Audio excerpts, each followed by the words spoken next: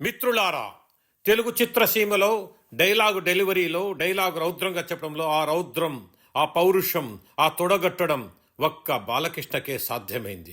నిజంగా ఆయన ఒక డైలాగ్ చెప్తా ఉంటే అదిలో అతిశయోక్తి ఉన్నా కూడా నిజమేనేమో అనిపిస్తుంది. కంటి చూపుతో చంపేస్తానన్నా, నేను గట్టిగా తొడగొడితే ఆ సౌండ్కే చస్తారా మీరు అని చెప్తా ఉన్నా. నిజంగా ఆ రౌద్రంలో, ఆ ఫేస్లో అది జరిగే అవకాశం ఉంది అన్న స్థాయిలో నటిస్తారు మన బాలకృష్ణ గారు. అది ఆయన యొక్క ఈ సీనియర్ ఎన్టీఆర్ను దాటిపోయారేమో అనిపిస్తుంది ఆ రౌద్రంలో. అందుకే నేటికి ఆయనకు అభిమానులు ఉన్నారు. ఆయన అభిమానులు ఈ డైలాగులు ఇష్టపడతారు. ఈ డైలాగులన్నీ ఒక వేదిక మీద, ఒక వీడియో మీద తెస్తే ఎలా ఉంటుందో అనేటువంటి చిన్న ఆలోచనతో ఈరోజు నేను మీ వద్దకు కొన్ని డైలాగులు తెస్తున్నాను. గమనించండి. ఇది ఆయనకు ఇమిటేట్ చేయడం కాదు. సరే, ముందు సమరసింహారెడ్డి నుండి ఆయన డైలాగుల వార్ మొదలైంది. నేను దొంగలా రాలేదు, దొరలా వచ్చా, నీ ఊరొచ్చా, నీ ఇంటికొచ్చా, నీ నట్టింటికొచ్చా, నీ అమ్మ నిన్ను నిజంగా రాయలసీమ గడ్డ మీద కనింటే, మీ అబ్బ ములతాడు కట్టి ఉంటే, నీ మూతి మీద ఉన్నది మొలిచిన మీసమే అయితే నన్ను చంపరా. బా, ఏం డైలాగ్ అండి. తర్వాత నరసింహనాయుడు, ప్లేస్ నువ్వు చెప్పినా సరే, నన్ను చెప్పమన్నా సరే, టైం నువ్వు చెప్పినా సరే, నన్ను చెప్పమన్నా సరే, కత్తులతో కాదురా, కంటి చూపుతో చంపేస్తా. నిజమే కదా. చెన్నకేశ్వరరెడ్డి, సౌండ్ చెయ్యకు, కంఠం కోసేస్తా. వాహ్. దెన్ లక్ష్మీ నరసింహ, కుమారస్వామి, గోపాలస్వామి, సుబ్రహ్మణ్య స్వామి, నారాయణ స్వామి, సీతారామస్వామి 5 కొడుకులు పోతూ ఉంటే ఈసారి పుట్టేవాడు చంపేవాడు కావాలి కానీ చచ్చేవాడు కాకూడదని మొక్కి మరీ పెట్టారు రా మా నాన్న. నా పేరు లక్ష్మీ నరసింహస్వామి. నిజంగా ఈ డైలాగ్ పెద్ద డైలాగ్ అన్న చాలా బ్రహ్మాండంగా ఉంటుంది. ఆయన అంత బ్రహ్మాండంగా చెప్పగలిగారు. తర్వాత కొడతారా, ఉలిక్కి పడతారా.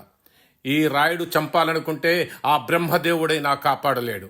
అదే ఈ రాయుడు కాపాడాలనుకుంటే ఆ యముడైనా తీసుకెళ్ళలేడు. వావ్. తర్వాత సింహ, చూడు, ఒకవైపే చూడు, రెండో వైపు చూడాలనుకోకు, తట్టుకోలేవు, మాడిపోతావు.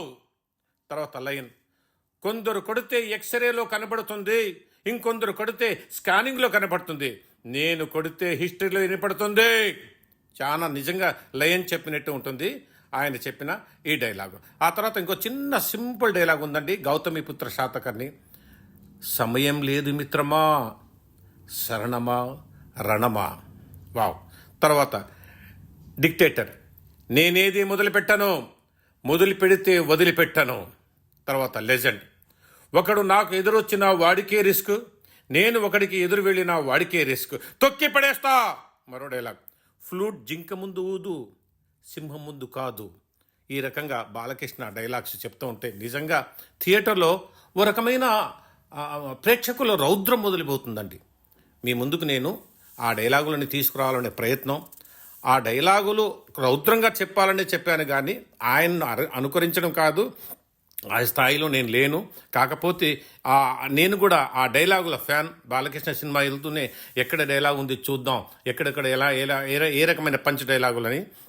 నాకు తెలిసి భారతదేశంలో ఈ స్థాయిగా ఉచ్చారణ, ఈ స్థాయిగా వాళ్ళ ప్రజెంటేషన్, ఈ స్థాయిగా రౌద్రం, రోషం, మీసం, తోడ ఇంక ఏ భాషలో లేదేమో. మనకు ఆయన ఈ నేటి వరకు ఆయనకు అభిమానులు ఉన్నారు. నేటి వరకు ఆయన సినిమాలు హిట్ అవుతున్నాయి.